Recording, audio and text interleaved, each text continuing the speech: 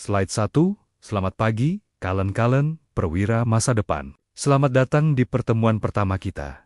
Sebelum mulai, saya mau tanya dulu. Coba angkat tangan.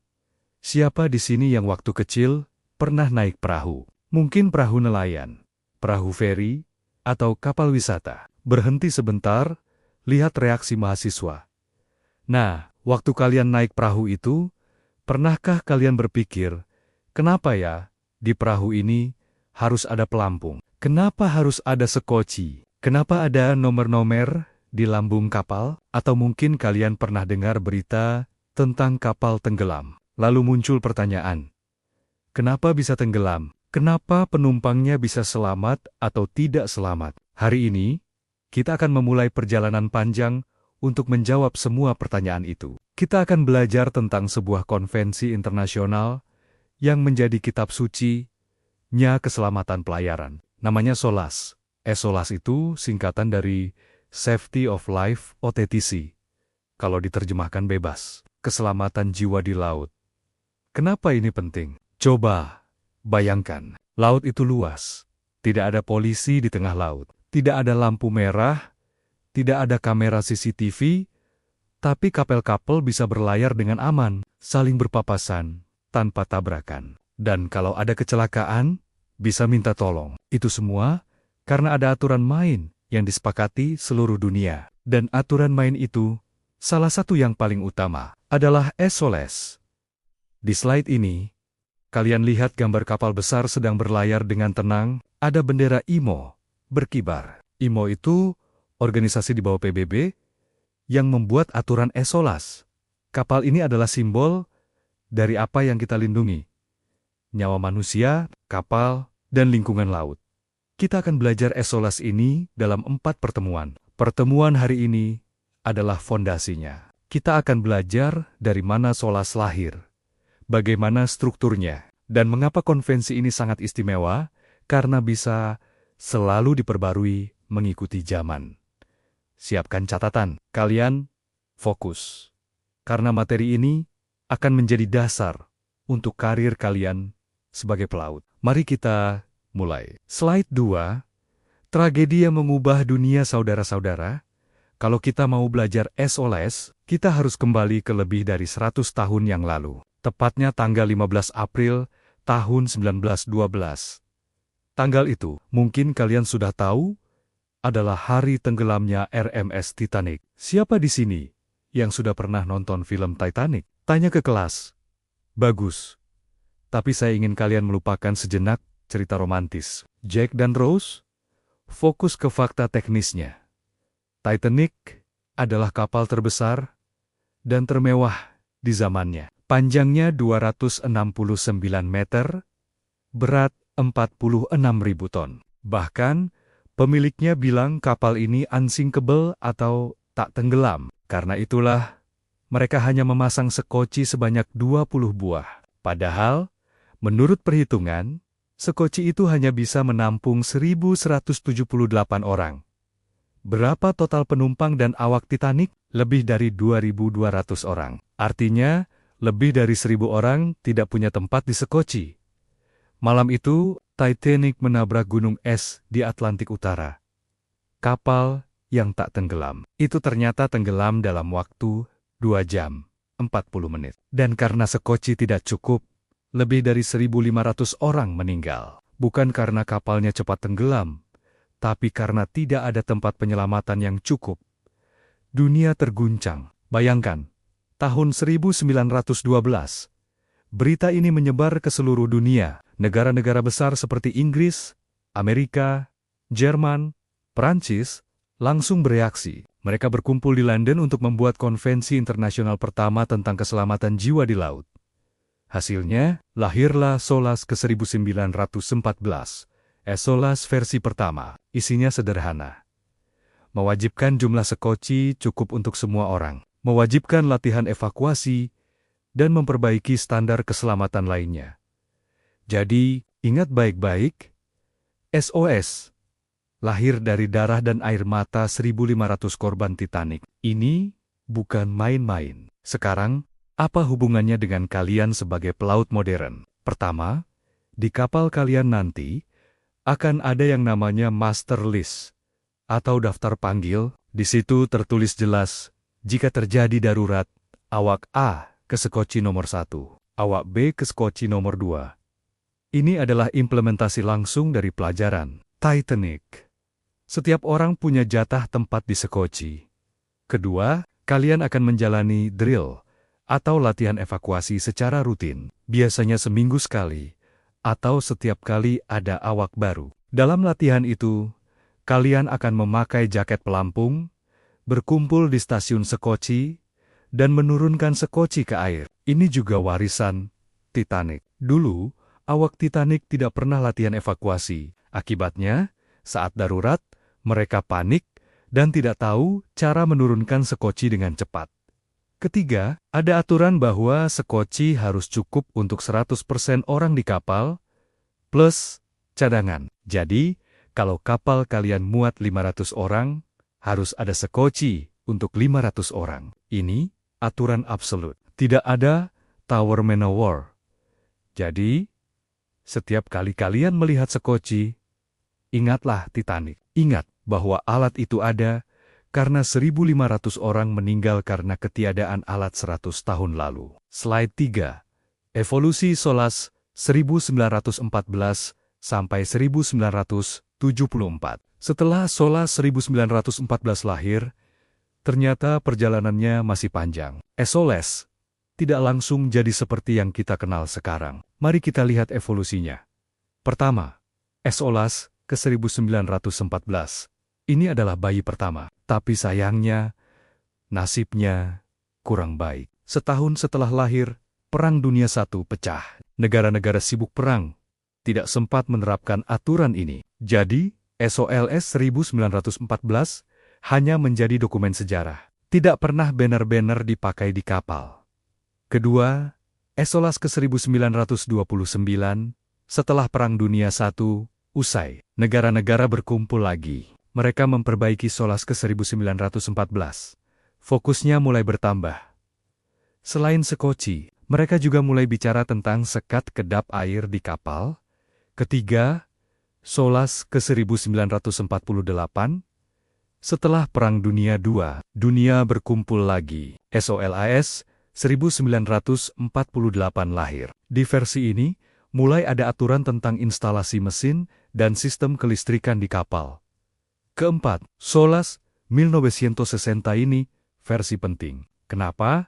Karena tahun 1959, IMO Organisasi Maritim Internasional resmi berdiri. IMO adalah badan khusus PBB yang mengurus masalah pelayaran. SOLAS 1960 adalah konvensi besar pertama yang diadopsi di bawah naungan IMO.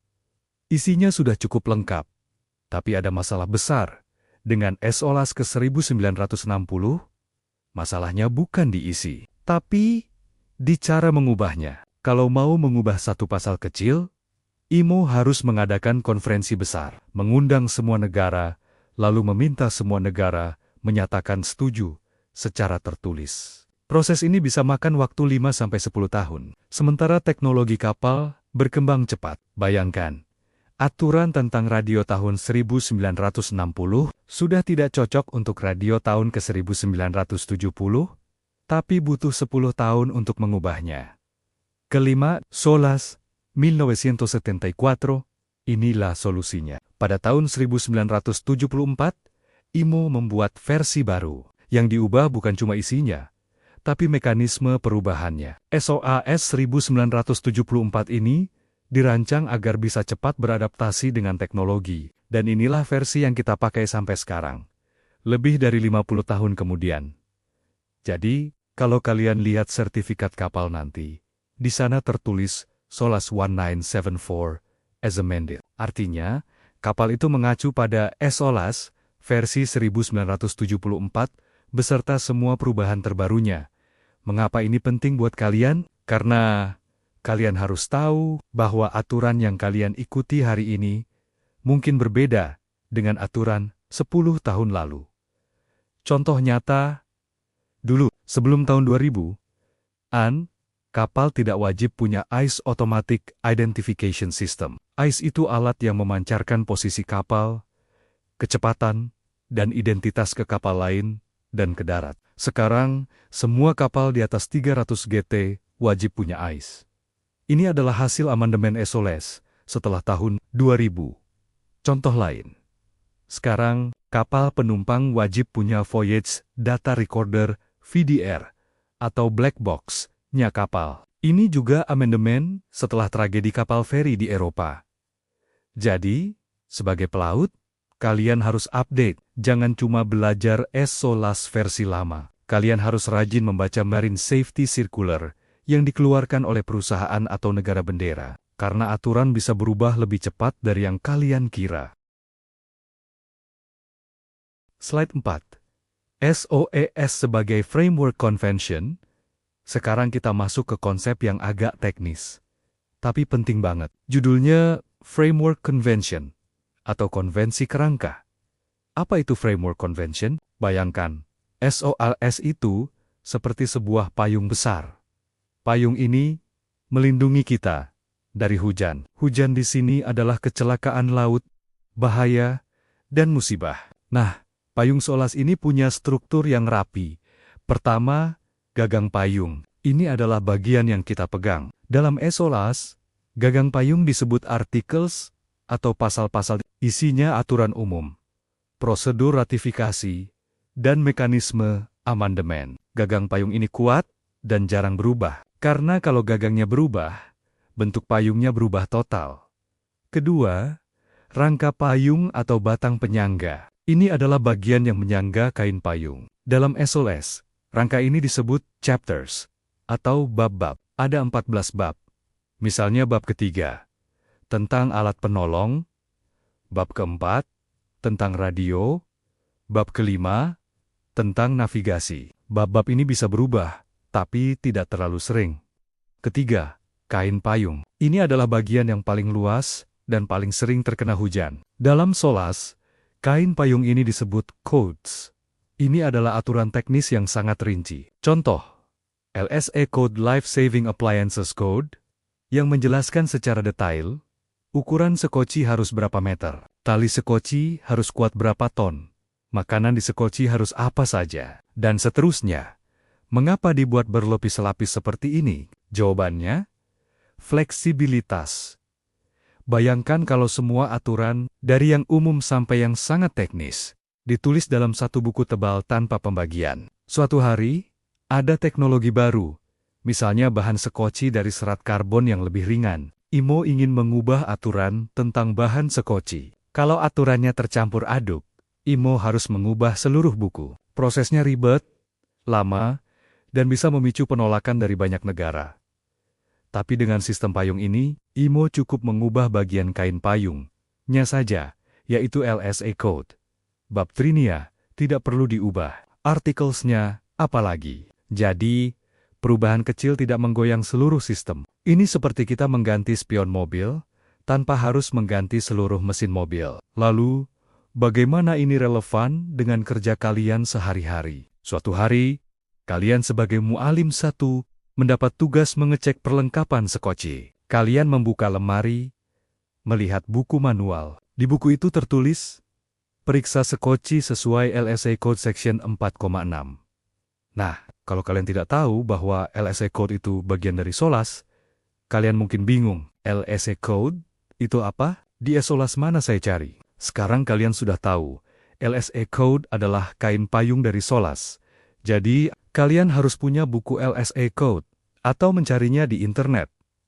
Contoh lain, waktu ujian sertifikasi, kadang ada soal. Sebutkan persyaratan jaket pelampung menurut SOLAS. Jawabannya ada di LSA Code, bukan di bab ketiga, umum. Karena bab ketiga, hanya bilang jaket pelampung harus sesuai standar. Detailnya ada di Code. Saya kasih analogi lagi buat memudahkan. Articles itu seperti UID 1945. Isinya aturan dasar, jarang berubah. Chapters itu seperti undang-undang, bisa direvisi DPR beberapa tahun sekali. Codes itu seperti peraturan pemerintah atau peraturan menteri, sering berubah mengikuti perkembangan zaman. Kalau kalian belajar hukum, kalian harus tahu tingkatan ini. Begitu juga di kapal. Slide 5. Hubungan SOLAS dengan UNCLOS sekarang, kita hubungkan materi hari ini dengan materi sebelumnya. Ingat, beberapa minggu lalu kita sudah belajar tentang UNCLOS 1982. Saya mau tanya, siapa yang masih ingat pasal 94 UNCLOS? Tunggu respons, mungkin ada yang angkat tangan. Pasal 94 itu judulnya Kewajiban Negara Bendera. Apa isinya? Isinya kurang lebih begini. Setiap negara wajib memastikan bahwa kapal-kapal yang berbendera negaranya itu laik laut. Artinya, kapalnya harus kuat, awaknya kompeten, perlengkapannya lengkap, dan navigasinya aman. Itu kewajiban hukum internasional. Tidak bisa ditawar. Indonesia, sebagai negara bendera, harus menjamin bahwa kapal berbendera Indonesia itu laik laut.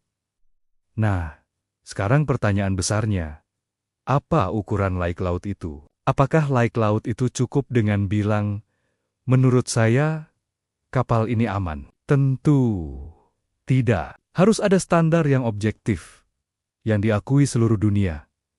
Disinilah peran SOLAS. Huntros bilang, kapal harus aman. SOLAS bilang, standar amannya adalah begini. Harus punya sekoci sekian buah. Radio harus bisa hubungi darat, pintu kedap air harus bisa ditutup dari jembatan. Pelautnya harus punya sertifikat STCW, dan seterusnya. Jadi, SOS adalah implementasi teknis dari mandat UNCLOS. UNCLOS adalah apa yang harus dilakukan. SOES adalah bagaimana cara melakukannya. Ibaratnya begini, UNCLO adalah andang-gendang yang bilang setiap pengendara motor wajib pakai helm. SOSAS adalah standar teknis yang bilang helm harus memenuhi SNI, harus ada busa di dalam, tali pengikat harus kuat, dan sebagainya.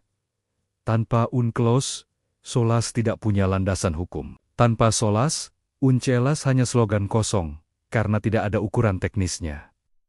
Sekarang, bagaimana ini relevan saat kalian bekerja? Suatu hari, kapal kalian masuk ke pelabuhan asing, misalnya di Australia, lalu datang petugas Port State Control PSC, naik ke kapal. Mereka adalah polisi pelabuhan yang memeriksa kapal asing. Petugas itu memeriksa sekoci. Dia menemukan bahwa tali sekoci sudah aus dan mulai putus. Dia membuka bukunya, lalu menulis temuan Violation of SOLAS Chapter 3, Regulation 20, NLSA Code Section 5.1. Dia tidak akan menulis Violation of UNCLOS Pasal 94, karena UNCLOS terlalu umum. Tapi, landasan hukum kenapa dia bisa naik ke kapal kalian adalah karena UNCLOS memberikan hak kepada negara pelabuhan untuk memeriksa kapal asing. Jadi, hubungannya erat, UNCLOS memberi hak dan kewajiban. SOLAS memberi standar teknis. Contoh lain, kalau kalian ditanya inspektur, kenapa kapal ini harus punya sertifikat keselamatan? Jawabannya, karena UNCLOS Pasal 94 mewajibkan negara bendera untuk menerbitkan sertifikat. Dan SOLAS Bab 1 mengatur bentuk sertifikatnya dengan memahami hubungan ini. Kalian akan terlihat lebih profesional di mata inspektur. Kalian tidak cuma tahu aturan, tapi tahu juga filosofi di balik aturan itu. Slide 6. Membedah artikel SOLAS setelah kita paham struktur payung. Sekarang kita lihat bagian paling atas. Articles atau pasal-pasal SOSS 1974 punya 13 pasal di bagian depan. Ini adalah bagian yang paling stabil, jarang berubah. Tapi bukan berarti tidak penting. Ada beberapa pasal kunci yang wajib kalian tahu. Pasal 2 penerapan application, isinya sederhana. SOLAS berlaku untuk kapal-kapal yang berhak mengibarkan bendera negara peserta. Artinya, kalau Indonesia sudah meratifikasi SOLAS, dan kita sudah ratifikasi sejak tahun 1980-an, maka semua kapal berbendera Indonesia wajib patuh pada SOLAS. Kapal asing yang masuk perairan Indonesia juga harus patuh karena mereka terikat oleh negaranya masing-masing. Pasal 4 keadaan darurat emergency. Ini pasal yang menarik. Isinya, dalam keadaan sangat luar biasa, negara bendera bisa memberikan keringanan atau exemption untuk kapal tertentu. Misalnya, ada kapal riset yang desainnya khusus. Di lambungnya, ada lubang besar untuk mengambil sampel laut. Lubang itu mungkin melanggar aturan SOLAS tentang konstruksi. Tapi karena itu kebutuhan riset, negara bendera bisa memberikan pengecualian, asalkan ada jaminan keselamatan pengganti. Pasal 8, Amendments. Ini adalah pasal terpenting. Pasal ini yang mengatur mekanisme tacit acceptance yang akan kita bahas di slide berikutnya. Pasal ini adalah jantung yang membuat SOLAS tetap hidup. Pasal 19, Komunikasi Informasi Communication of Information. Isinya, setiap negara wajib melaporkan ke IMO tentang pelaksanaan SOLAS. Misalnya, ada kecelakaan kapal. Negara itu harus investigasi dan laporan hasilnya ke IMO. Laporan ini kemudian dipelajari oleh negara lain agar kejadian serupa tidak terulang. Jadi, artikel ini adalah konstitusi kecil di dalam SOLAS. Mereka jarang berubah, tapi menjadi landasan bagi semua aturan di bawahnya. Mari kita lihat implementasi pasal-pasal ini di kapal. Pasal kedua, penerapan. Ini berarti setiap kali kapal kalian mengibarkan bendera Indonesia, kalian secara otomatis terikat SOLAS. Tidak ada alasan saya tidak tahu aturan, karena negara kalian sudah sepakat untuk mengikuti aturan ini. Jadi, kalian harus tahu SOLAS. Pasal keempat, exemption, contoh nyata. Kapal riset Barunajaya, milik Indonesia. Kapal ini punya alat sonar besar yang dipasang di lambung, menonjol keluar. Desain ini mungkin tidak sesuai dengan aturan SOLAS tentang lambung kapal yang mulus. Pemerintah Indonesia, melalui Dirjen Perhubungan Laut, bisa mengeluarkan exemption certificate. Sertifikat ini biasanya ditempel di anjungan atau di ruang peta. Kalau ada inspektur PSC yang bertanya, kenapa kapal ini bentuknya aneh? Kalian bisa tunjukkan sertifikat itu yang merujuk pada pasal keempat, SOLAS. Pasal ke-10, komunikasi. Setiap kali ada kecelakaan kapal di Indonesia, misalnya kapal tenggelam di Selat Sunda, KNKT Komite Nasional Keselamatan Transportasi atau Mahkamah Pelayaran akan melakukan investigasi. Hasil investigasi itu, setelah selesai, dikirim ke IMO di London. IMO kemudian menyebarkan temuan-temuan penting ke seluruh dunia. Misalnya, penyebab kecelakaan karena korosi di lambung. Maka IMO akan mengeluarkan sirkuler yang mengingatkan semua negara untuk waspada terhadap korosi. Ini adalah implementasi pasal 1000. Jadi, pasal-pasal ini bukan sekadar teks hukum, mereka adalah mekanisme yang membuat sistem keselamatan global bekerja. Slide 7. Tacit Acceptance Procedure. Saudara, sekarang kita masuk ke bagian yang paling menarik dan paling cerdas. Dari SOLAS ke 1974, inilah yang membedakannya dari semua konvensi sebelumnya. Namanya Tacit Acceptance Procedure, atau prosedur penerimaan, diam-diam. Kita sudah singgung sebelumnya, bahwa masalah utama SOES 1960 adalah lambatnya proses perubahan. Kalau mau mengubah aturan, harus konferensi besar. Lalu semua negara harus secara eksplisit mengirim surat saya setuju. Ini disebut express acceptance. Prosesnya bisa 5-10 tahun. Nah, para pembuat SOLAS 1974 berpikir, bagaimana kalau kita balik logikanya? Mereka menciptakan sistem baru. Begini caranya. Langkah 1. IMO mengirimkan usulan perubahan aturan ke semua negara anggota. Misalnya, usulan tentang sekoci baru yang lebih cepat diturunkan. Langkah 2. IMO menetapkan tanggal, katakanlah. Aturan baru ini akan berlaku pada tanggal 1 Januari tahun 2026. Langkah 3. IMO memberikan masa tenggang. Misalnya, jika ada negara yang keberatan, mereka harus menyampaikan keberatan secara tertulis paling lambat 1 Juli tahun 2025. Langkah 4. Nah, ini kuncinya. Kalau sampai tanggal 1 Juli tahun 2025, tidak ada keberatan, atau keberatan kurang dari 1/3 jumlah negara peserta, maka aturan itu dianggap diterima secara diam-diam. Diam, setuju. Langkah 5. pada tanggal 1 Januari tahun 2026. Aturan baru itu otomatis berlaku di seluruh dunia.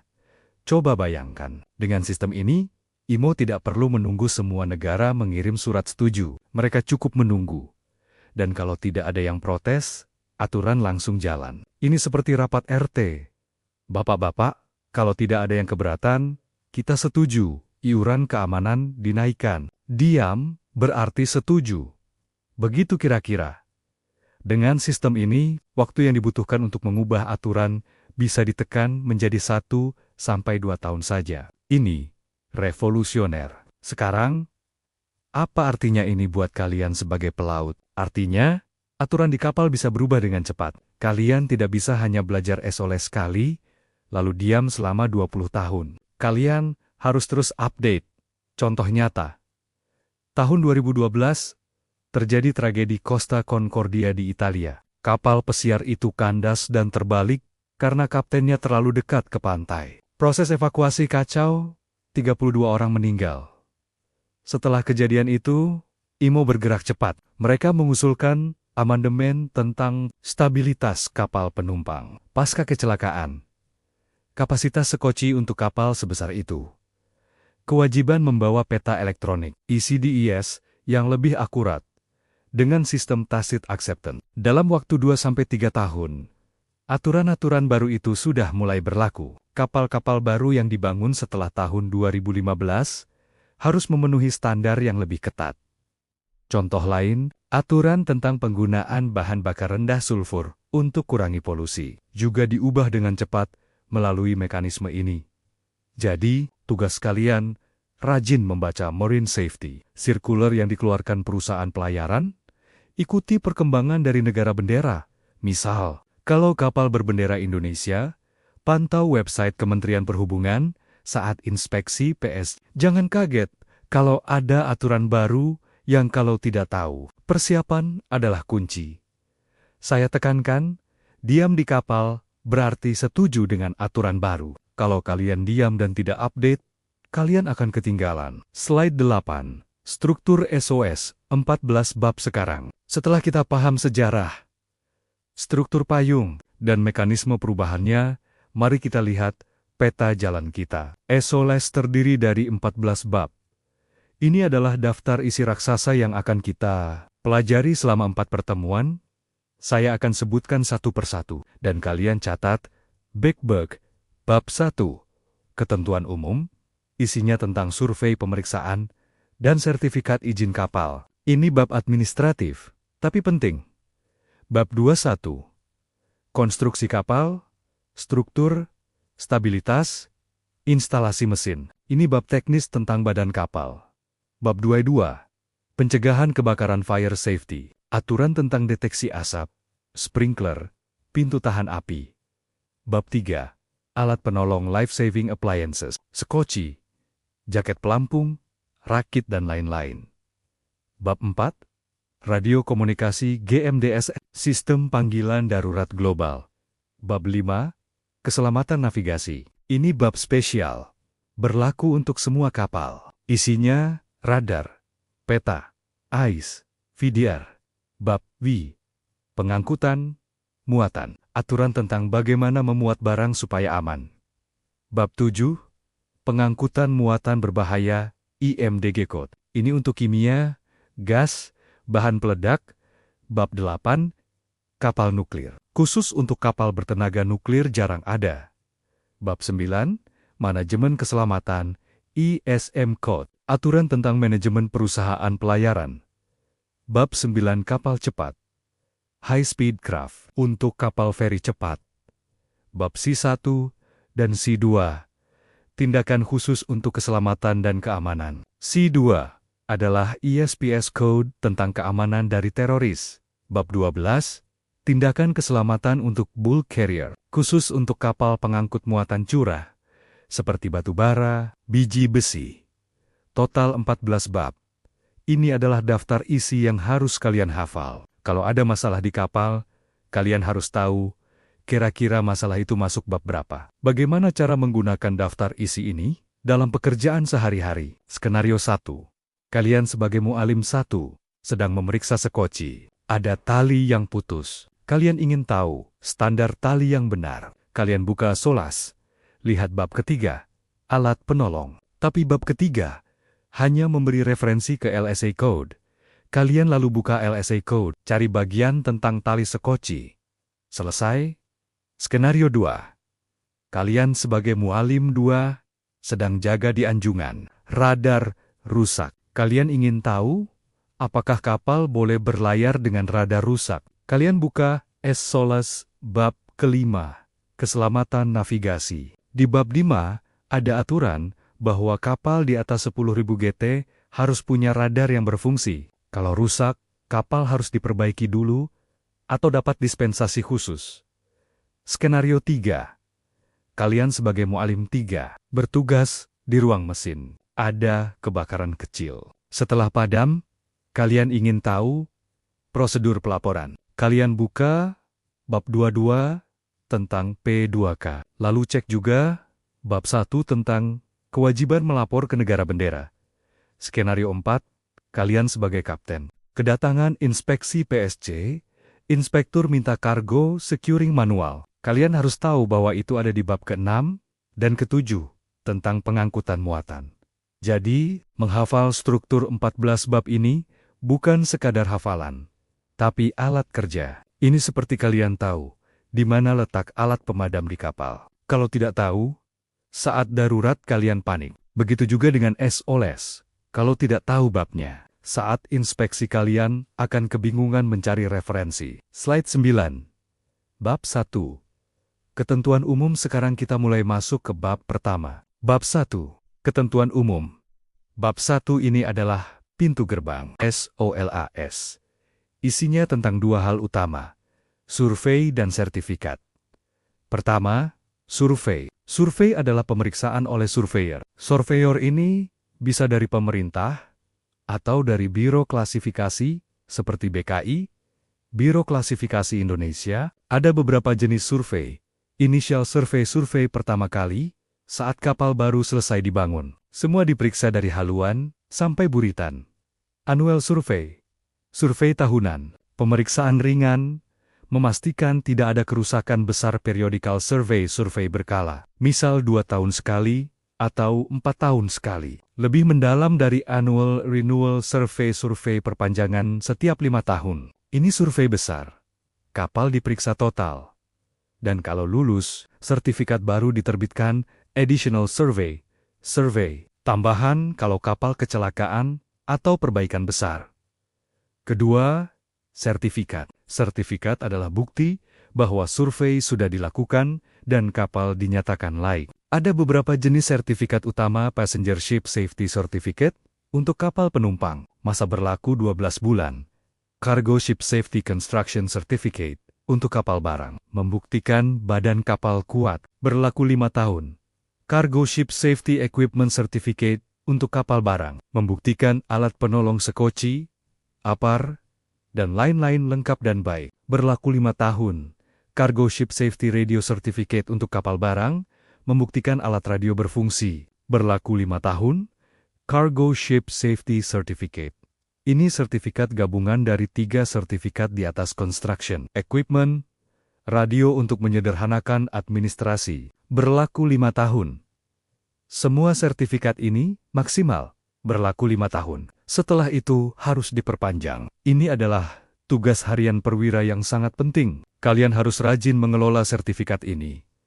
Langkah-langkah pengelolaan sertifikat. Persiapan, siapkan map khusus sertifikat kapal. Biasanya map warna merah atau biru. Susun sertifikat berdasarkan jenis dan tanggal kadaluarsa. Yang paling cepat kadaluarsa diletakkan di depan pemeriksaan awal setiap bulan.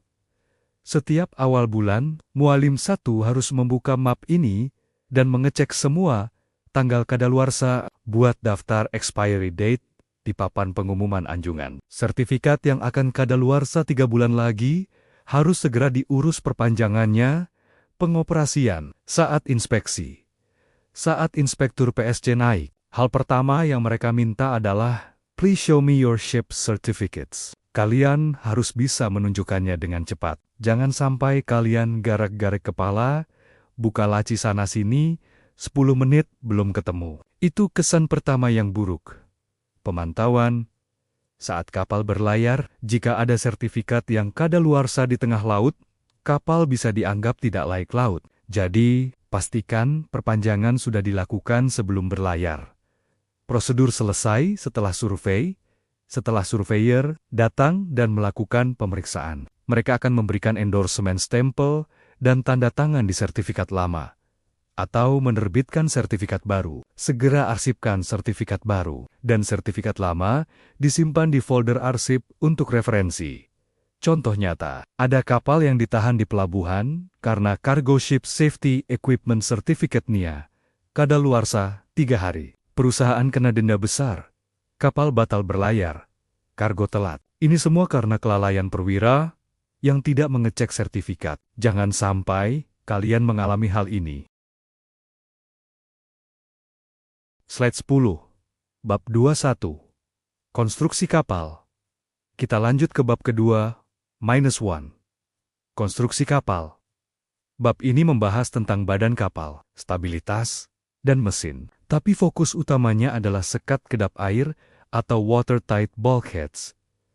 Apa itu sekat kedap air? Bayangkan, kapal itu seperti kotak panjang. Di dalam kotak itu, dipasang dinding-dinding vertikal yang membagi kotak menjadi beberapa ruangan. Dinding itulah sekat kedap air.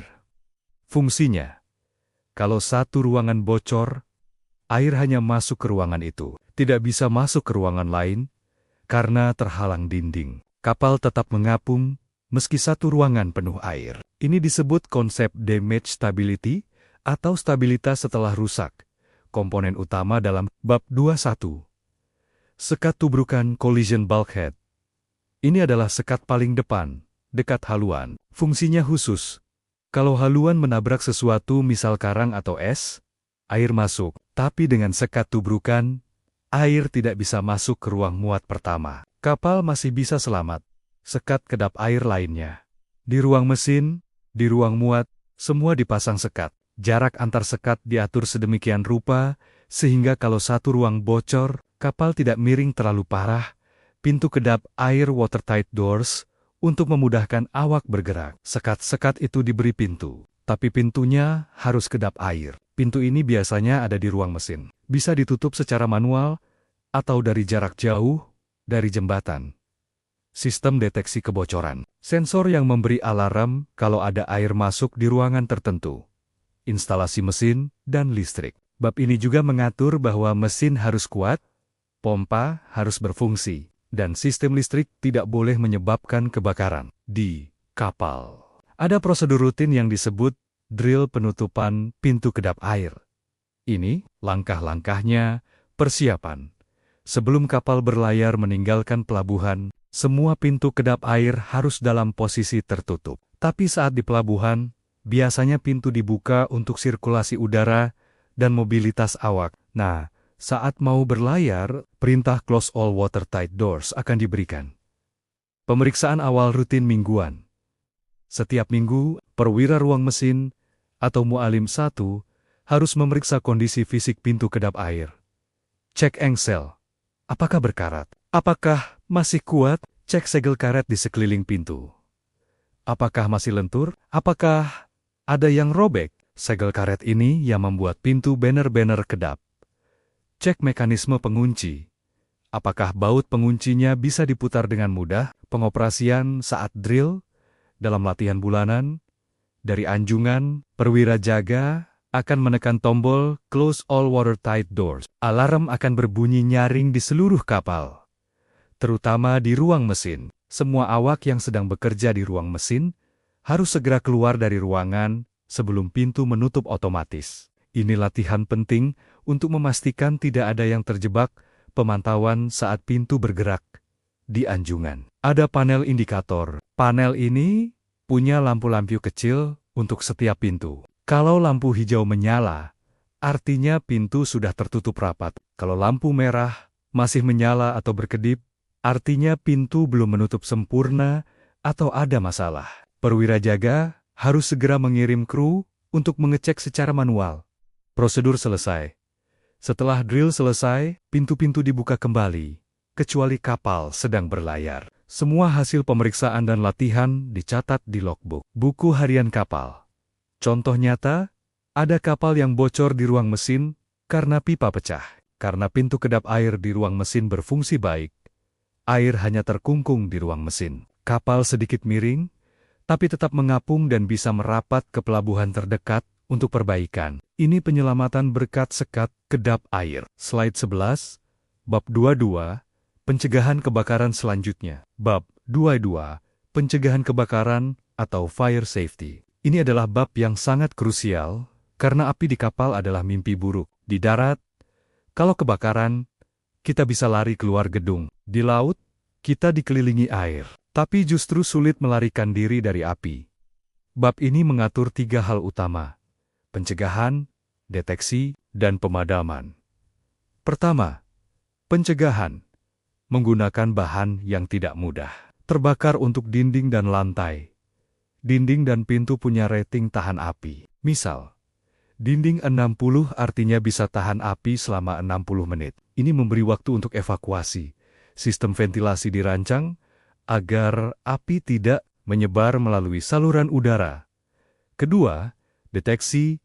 Smoke detector pendeteksi asap dipasang di ruang akomodasi, koridor, ruang mesin. Kalau ada asap, alarm berbunyi.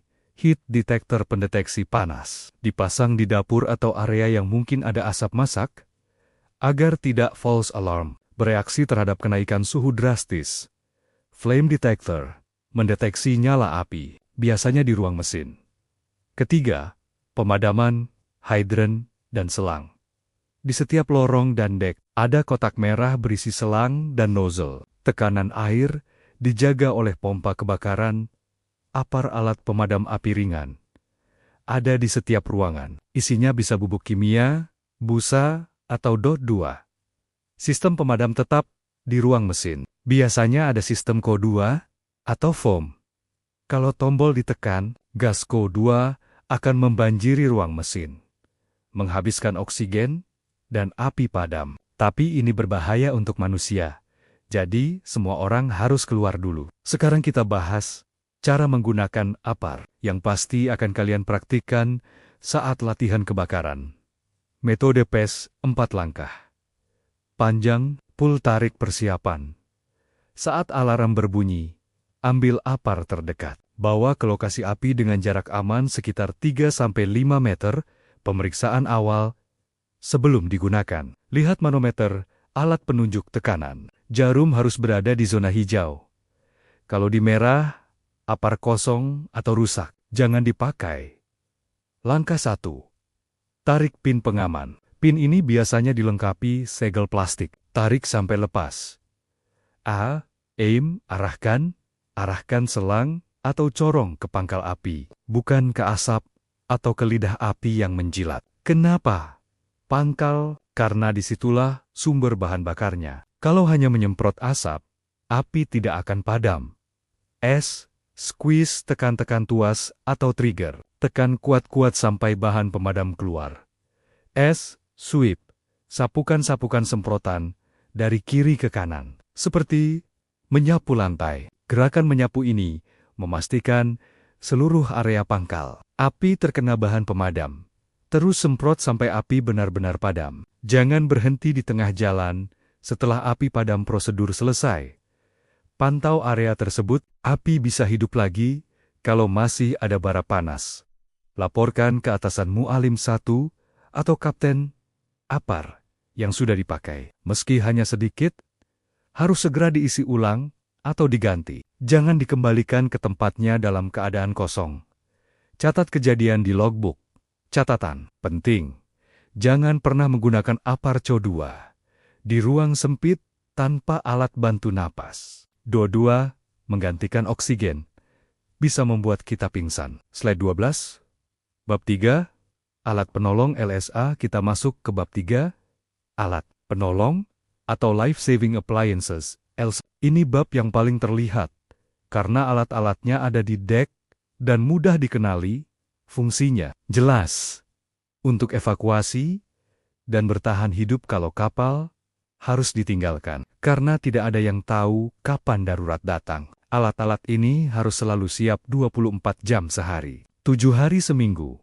Komponen utama bab 3, Sekoci Lifeboat, ini adalah kapal kecil. Di dalam kapal besar, kapasitas harus bisa menampung semua orang di kapal. Kalau kapal muat 500 orang, total kapasitas sekoci minimal 500 orang bisa di beberapa sekoci. Perlengkapan di dalam sekoci, ada air minum biasanya 3 liter per orang, makanan kaleng, alat pancing, obat-obatan, alat sinyal asap, flare, dan mesin. Sekoci harus bisa jalan dengan kecepatan minimal 6 knot. Tertutup, sekoci modern biasanya tertutup kanvas atau fiberglass untuk melindungi dari panas, hujan, dan ombak. Rakit penolong life raft, bentuknya seperti kapsul atau tabung besar. Kalau dilempar ke air, tali pemicu akan mengembang otomatis seperti airbag, dan jadilah rakit. Biasanya diletakkan di sisi kiri kanan kapal. Mudah dijatuhkan. Jaket pelampung life jacket untuk setiap orang di kapal. Dilengkapi lampu yang otomatis menyala kalau kena air, dan peluit untuk memberi sinyal suara. Baju renang immersion suit untuk awak kapal yang berlayar di daerah dingin. Baju ini tebal, kedap air, dan membuat tubuh tetap hangat meski di air es, mencegah hipotermia. Warna biasanya oranye terang. Pelontar tali line throwing apparatus, alat seperti pistol atau roket yang menembakkan tali ke kapal lain atau ke darat, berguna untuk menarik tali yang lebih besar untuk evakuasi. Sekarang, prosedur menurunkan sekoci saat drill latihan. Ingat, ini latihan, bukan darurat sungguhan, tapi harus dilakukan dengan serius. Persiapan, perwira sekoci, biasanya mualim kedua atau mualim 3, memeriksa bahwa semua awak yang akan ikut latihan sudah memakai helm dan life jacket. Pastikan area di bawah sekoci di laut kosong dari perahu atau hambatan. Komunikasikan dengan anjungan. Sekoci siap diturunkan. Izin, pemeriksaan awal sebelum turun, drain plug sumbat. Ini yang paling sering lupa. Sekoci punya lubang di dasar untuk menguras air. Sebelum turun, sumbat itu harus dipasang. Kalau lupa, sekoci akan kemasukan air dan bisa tenggelam. Bahan bakar, cek mesin sekoci. Pastikan ada bahan bakar, tali davit, tali baja yang menggantung sekoci harus tidak kusut dan remnya berfungsi. Pengoperasian menurunkan awak sekoci sekitar 5-10 orang. Masuk ke sekoci satu persatu dengan tertib. Duduk dan pegang erat tempat duduk. Di dek, perwira melepaskan pengaman sekoci gripes yang mengikat sekoci ke kapal. Operator David crane kecil mulai menurunkan sekoci perlahan. Turunkan sampai menyentuh air. Saat di air, awak di dalam menarik tuas pelepasan kait on-load release. Ini melepaskan sekoci dari tali David. Pemantauan saat di air. Setelah lepas, hidupkan mesin sekoci. Jauhkan sekoci dari kapal induk agar tidak tertabrak. Periksa apakah ada kebocoran, apakah air masuk. Lakukan manuver sederhana. Prosedur selesai untuk drill. Setelah latihan selesai, sekoci harus dinaikkan kembali. Ini proses yang lebih sulit dan butuh koordinasi. Sekoci diposisikan tepat di bawah David. Slide 13, Bab 4, Radio Komunikasi, GMDSS. Sekarang Bab 4, Radio Komunikasi, tapi bukan radio biasa. Ini adalah GMDSS, Global Maritime Distress and Safety System. Sistem komunikasi darurat global, fungsinya memastikan bahwa kapal dalam bahaya bisa mengirim pesan kemana saja, kapan saja, dan pesan itu diterima oleh siapa saja yang bisa menolong kapal lain. Pesawat, stasiun pantai, GMDSS, otomatis. Tidak perlu menunggu operator radio menekan tombol, komponen utama GMDSS, VHF, DSC, Very High Frequency, Digital Selective Calling Radio jarak dekat sekitar 20-30 mil. Tombol merah distress akan mengirim sinyal darurat digital ke kapal lain dan stasiun pantai di sekitar, lengkap dengan posisi GPS MFHF Medium Frequency. High Frequency Radio jarak jauh, ratusan hingga ribuan mil. Bisa hubungi stasiun pantai di seberang lautan, Inmarsat, komunikasi via satelit. Bisa kirim email, telex, dan pesan darurat ke Pusat Penyelamatan di Darat, EPIRB, Emergency Position, Indicating Radio Beacon. Ini adalah jantung GMDSS. Bentuknya seperti botol oranye terang. Dipasang di dek luar, biasanya di dekat anjungan.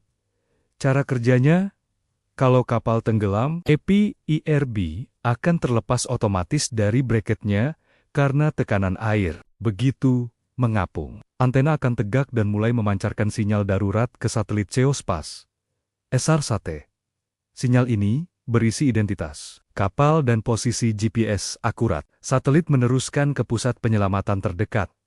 Bisa juga diaktifkan manual dengan menekan tombol Start Search and Rescue Transponder. Alat ini dibawa ke Sekoci. Kalau diaktifkan, SART akan memancarkan sinyal ke radar kapal penyelamat. Di layar radar, sinyal SART akan muncul sebagai deretan 12 titik terang memanjang, menunjukkan lokasi Sekoci dengan jelas. Perawatan dan pengecekan EPIRB adalah tugas rutin perwira radio atau mualim. Langkah kerja tes, EPIRB tes bulanan. Persiapan. Baca manual EPIRB. Setiap merek beda cara tesnya. Pastikan kita melakukan tes. Bukan beneran mengirim sinyal darurat. Mengirim sinyal palsu adalah pelanggaran serius dan bisa kena denda besar. Pemeriksaan awal. Periksa fisik EPIRB. Apakah housingnya casing retak? Apakah ada tanda-tanda korosi di antena? Periksa tanggal kadaluarsa baterai. Baterai EPIRB biasanya punya masa hidup 2-5 tahun. Tanggal kadaluarsa tercetak di badan EPIRB. Periksa juga hydrostatic release, mekanisme pelepasan otomatis. Alat ini juga punya tanggal kadaluarsa. Pengoperasian tes. Lepaskan EPIRB dari bracketnya dengan hati-hati. Jangan sampai jatuh. Cari tombol tes, biasanya tombol kecil. Perlu ditekan dengan pulpen atau obeng kecil. Tekan dan tahan sesuai instruksi, biasanya 2-3 detik. Lihat lampu, indikator LED, biasanya akan berkedip hijau beberapa kali. Misal, 3 kali menandakan fungsi baik. Kalau lampu merah, ada masalah? Pemantauan, beberapa stasiun pantai seperti di Singapura atau Australia, kadang bisa mendeteksi sinyal tes dan mengirim konfirmasi. Ini bukti bahwa EPIRB dan jaringan satelit bekerja. Catat hasil tes di logbook EPIRB tested. Function, okay? Battery expiry 2027. Procedure selesai, pasang kembali. EPIRB pastikan terpasang kuat dan mekanisme pelepasan otomatis tidak terhalang. Tidak ada cat yang menutupi, tidak ada tali yang mengikat. Kembalikan ke posisi semula. Slide 14. Bab V. Keselamatan navigasi bab kelima. Ini istimewa. Judulnya Keselamatan Navigasi atau Safety of Navigation. Kenapa istimewa? Karena bab kelima, ini berlaku untuk semua kapal dalam pelayaran internasional. Tidak peduli ukuran, tidak peduli tua atau baru, tidak peduli kapal barang atau kapal nelayan. Semua wajib patuh. Bab kelima tidak hanya mengatur peralatan, tapi juga prosedur dan tanggung jawab navigasi. Komponen utama, bab 5, peralatan navigasi, wajib. Radar, untuk mendeteksi kapal lain, daratan dan cuaca. ECDIS Electronic Chart Display and Information System peta elektronik. Kapal wajib punya peta terbaru update untuk daerah yang dilayari. Bisa pakai kertas atau elektronik, tapi harus update. ICE Automatic Identification System. Alat yang memancarkan identitas kapal, nama, posisi, kecepatan, arah ke kapal lain, dan ke stasiun pantai. Semua kapal di atas 300 GT wajib punya gyro compass dan magnetic compass untuk menentukan arah, GPS, atau sistem penentuan posisi global. VDR Voyage, data recorder. Ini, black box-nya kapal, merekam semua data perjalanan, kecepatan, arah, komunikasi radio di anjungan, perintah kapten, dan lain-lain. VDR sangat berguna untuk investigasi kecelakaan, informasi keselamatan, Kapal wajib menerima ANAVTEX, telex, navigasi, dan safety net yang menyiarkan berita cuaca, peringatan navigasi Navarea, dan informasi bahaya lainnya. Rute pelayaran ships routing di selat-selat sibuk seperti Selat Malaka, Selat Singapura, ada Traffic Separation Scheme, TSS atau jalur pemisah lalu lintas. Kapal harus mengikuti jalur yang ditentukan, seperti di jalan raya. Untuk menghindari tabrakan, pelaporan kapal. Banyak negara punya sistem pelaporan wajib. Contoh, Indonesia punya sistem inspek.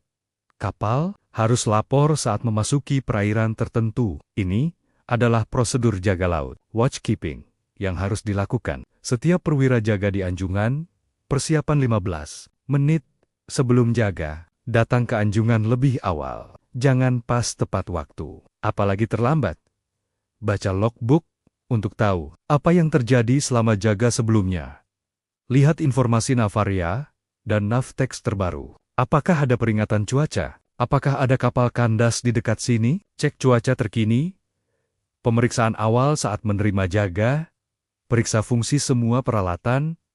Radar menyala, AIS mengirim data dengan benar. ECDES menampilkan peta yang benar, pastikan peta elektronik sudah terupdate. Kalau pakai peta kertas, pastikan sudah dikoreksi dengan Notice to Mariners terbaru.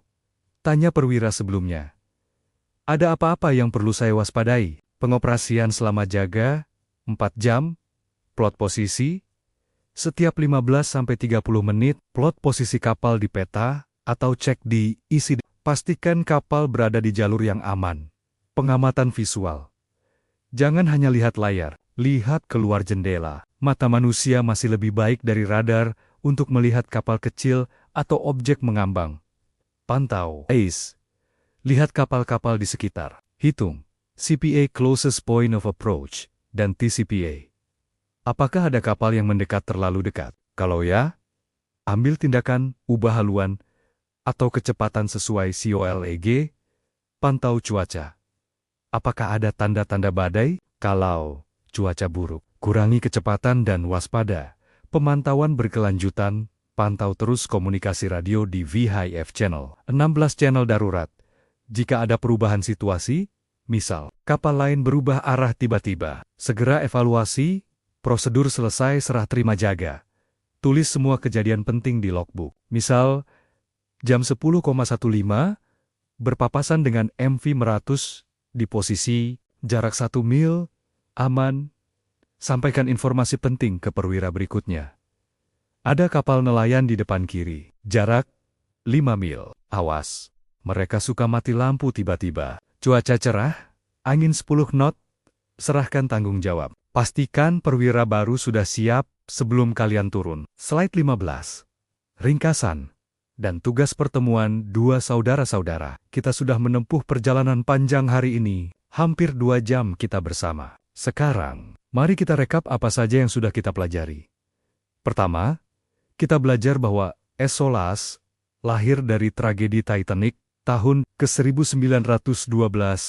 1.500 orang meninggal karena kurangnya sekoci. Dari situlah dunia sadar bahwa keselamatan laut harus diatur secara global. Ini mengajarkan kita, jangan pernah meremehkan prosedur keselamatan, karena setiap prosedur ditulis dengan darah.